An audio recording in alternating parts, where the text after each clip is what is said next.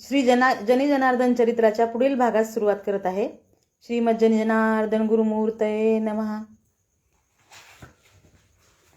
कार्य करणे उरले असे लोका लागी. जनार्दनांचे मन निर्मल, निर्मम, निरहंकार, निर्वेद, निरतिशय, निजशांतीमध्ये निमग्न होते. साक्षात्कार व उपदेश घडल्यामुळे आनंदाचे डोही आनंद तरंग उत्पन्न होत होते. आत्मकल्याण तर साधले होते, आता जनकल्याणार्थ जीवन वेचणे भाग होते.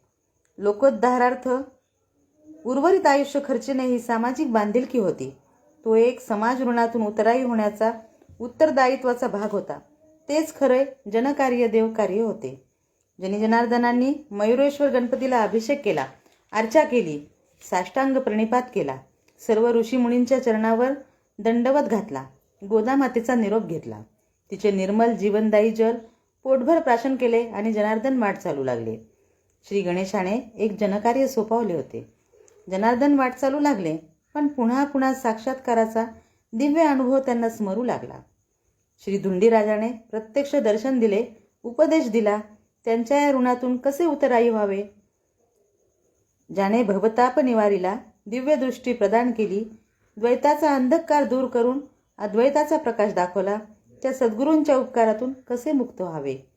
जनार्दन गणेशाच्या अपार कृपाप्रसादाने भारावून जाऊन म्हणू लागले, चिदानंद रूप माझे हे स्वरूपा, केले विश्वरूप कृपादृष्टी, जनार्दन म्हणे नवल थोर तुझे, म्हणती संत कुजे मोक्षपद. या सुखापुढे मोक्षही फिका आहे. सद्गुरूने भवसागरातून पार नेले, प्रपंचरथ दृष्टीला परमार्थ प्रवण केले, व्यक्तिरूपाला विश्वरूपत्व प्रदान केले. काय वर्णू मी तया माय बापा, जनार्दनाच्या निवविले भवतापा. असे जनार्दन सद्गदित कंठाने गणेशाची महती गाऊ लागले. स्वसुख सुख देऊनी सुखी केला, सर्व असुख नाही देशी नेला. ऐक्य वाक्य वाक्य पुष्पांजली, जनार्दन अर्पिल्या चरण युगुली. धुंडीराज गणेशाने उपदेशिलेले नाथ तत्वज्ञान जनार्दनांच्या मनोमन स्मरू लागले. काया माया आत्मा ब्रह्म, देह जीव हे उपनाव, ऐसा निश्चयो हा धरी, नांदे ब्रह्म विश्वाकारी. काया देह अर्थात पार्थिवाचा सारा पसारा माईक असून, आत्मा तेवढा ब्रह्मरूप चैतन्यरूप सत्य स्वरूप आहे. देह आणि जीव या माईक पसाऱ्यात अडकले आहेत. सद्गुरूच्या उपदेशाशिवाय सत्यज्ञानाची अनुभूती येत नाही. त्या सत्यज्ञानामुळे जनार्दनांना अलौकिक दृष्टी प्राप्त झाली.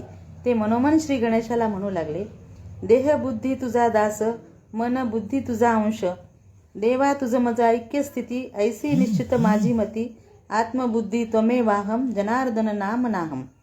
सत्य ज्ञानाची प्राप्ती झाली, द्वैत फिटून गेले. जगदीश एकच आहे, जन हेच जनार्दन आहे. सर्वत्र अद्वैतच आहे. जीव शिव यांच्यात ऐक्य आहे, अशी अनुभूती त्यांना येऊ लागली. सर्वत्र ऐक्य पाहण्याची दृष्टी लाभली. सर्व विश्वात ते चैतन्य व्यापून आहे. हे विश्व त्या चैतन्याची विलसिते आहेत. दुजे हे नाही रे, एकची व्यापक सर्वा ठाई, असे ते म्हणू लागले. या एकत्वाचा प्रत्यय त्यांना विश्वातील घटकामध्ये येऊ लागला. रेणू अपारा दाटली धरा, पाहता विचारा दुजे नाही रे, भानू किरण करे अपार रे, पाहता निर्धारे दुजे नाही रे. द्वैतात अद्वैत पाहण्याचा श्रेष्ठ बोध गुरुमुळे प्राप्त झाल्याने जनार्दन गुरुगौरव करू लागले. गुरुविन सार्थक नाही नाही असा गुरुमहिमा गाऊन ते पुढे म्हणू लागले, आप आपणासी जरी गुज, तारी गुरु वाचवणी नव्हे काज. गुरु करूनही जो शिष्य त्यास भजत नाही, त्याने गुरु शिष्याच्या दिव्य नात्याला काळीमा फासला, उभय पक्ष बुडविला, असे ते म्हणू लागले. जनार्दन बिलिनी नगरीची वाट चालू लागले आणि वाटचाल करता करता हे चिंतन करू लागले. आपल्या दिव्य दृष्टीने समाजाकडे पाहू लागले. जनार्दनांची प्रत्येक कृती उक्ती आता तदाकार भगवन्मय झाली होती. आत्मा हा शंभूपती व बुद्धी ही माता पार्वती असून, देहातील पंचप्राण त्यांची परिचर्या करीत आहेत. पायांचे चालणे हीच प्रदक्षिणा आणि मुखातील उद्गार हीच ईशस्तुती. अशा स्थितप्रज्ञ अवस्थेप्रत जनार्दन पोहोचले होते. तल्लीन अवस्थेत जनार्दन वाटचाल नव्हे तर विश्वरूप ईश्वराला प्रदक्षिणाच घालत होते. दर्ग्यात मुक्काम. जनार्दन भटकंती करीत करीत बिलिनी नगरीपर्यंत आले.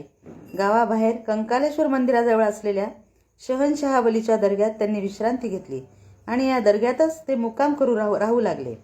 आता त्यांना या गावात राहूनच उपदेश कार्य करायचे होते, परंपरा चालवायची होती. म्हणून दररोज आन्निक आटोपून ते गावाच्या सामाजिक, सांस्कृतिक, धार्मिक निरीक्षणासाठी बाहेर पडत. 4 घरी भिक्षा मागून परत निवासस्थळी येत. असा दिनक्रम बरेच दिवस चालू होता. लोकांना हळूहळू खबर लागली की कोणीतरी सत्पुरुष आपल्या गावात आले आहेत. गावात या सत्पुरुषाची चर्चा सुरू झाली.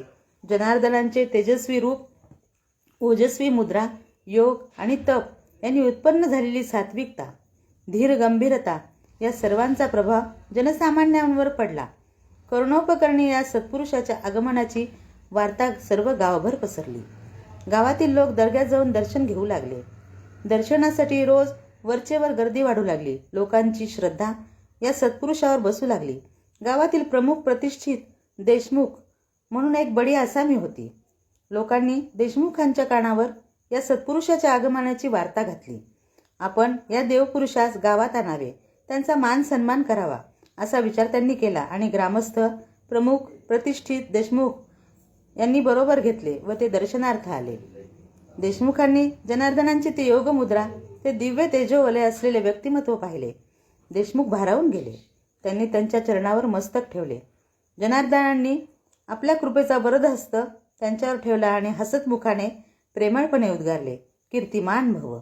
देशमुख आनंदले.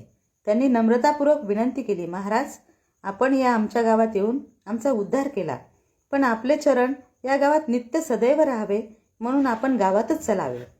जनार्दन विचारमग्न झाले. गावात जायचे म्हणजे पुन्हा लोकेशनादी बंधने पडतील.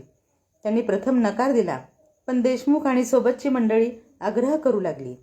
जनार्दनांनाही श्री गणेशाने सोपवलेल्या कार्यासाठी गावातच राहणे अगत्याचे होते. शिवाय गणेशाचा आदेशही तसाच आहे हे ध्यानात आले. आपण गावात राहिल्याशिवाय विहित कार्य होणार नाही हे ओळखून त्यांनी आपली संमती दर्शवली. जनार्दनांची संमती मिळताच देशमुखांनी वाजत गाजत त्यांना गावात आणले. गाववेशीवर त्यांचे भव्य स्वागत केले. त्यांची यथोचित पूजा अर्चा केली आणि त्यांच्या जपतप ध्यानधारणासाठी एक निवांत, शांत अशी खुली बाग त्यांना बहाल केली. जनार्दनांच्या दर्शनार्थ अमाप स्त्री पुरुषांची, पूर नरनारींची रीग लागू लागली. गावोगावचे लोक दर्शनार्थ येऊ लागले. जनार्दन या बागेत राहून जपजाप्य ध्यानधारणा करू लागले. संन्यस्त वृत्तीने जनार्दन येथे राहू लागले. या पुढील भाग उद्याच्या भागामध्ये आपण घेऊया. नमस्कार.